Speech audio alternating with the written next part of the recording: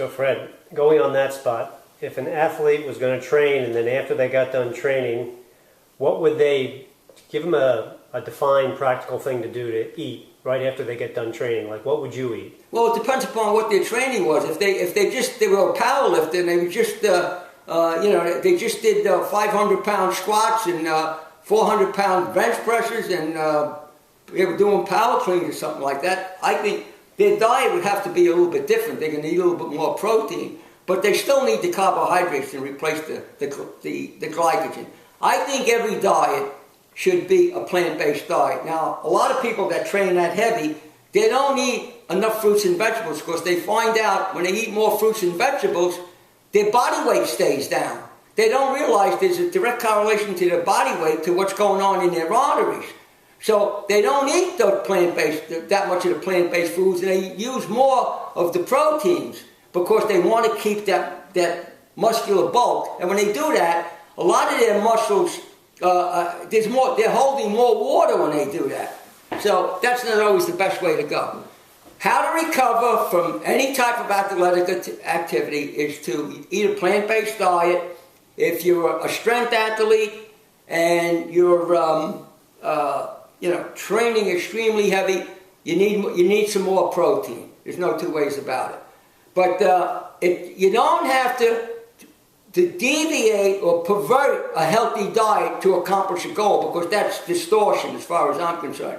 Some of the best athletes that I saw years ago, that had fabulous physiques, that lived to a very ripe old age, into their 90s, like Otto Larko and George Hackenschmidt. Most people don't even know who that, might not recognize these names. These guys were fabulous athletes when they were 85.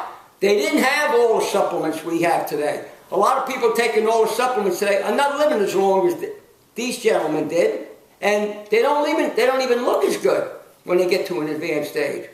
Forget about HGH and testosterone. I'm not even going to go there because I'm not a medical doctor. I'm not even going to give an opinion on that type of thing. So, I mean, people are going to have to, maybe we'll do that in another show. Great, Fred. So, as an athlete starts to make the changeover from where they're at to potentially thinking about eating more fruits and vegetables, what changes should they have a general expectation of when they're making the change into kind of what we call your healthy journey? Well, if somebody's a professional athlete or competing at a high level, I certainly wouldn't do a radical change in their diet before they start to compete, because based on what they leave out, they're going to go into detox. You don't want to be into a detox in the middle of a mixed martial arts fight, or a week before you're going into a fight. You want to go into a detox because somebody's going to clean your clock. It's not really a good idea.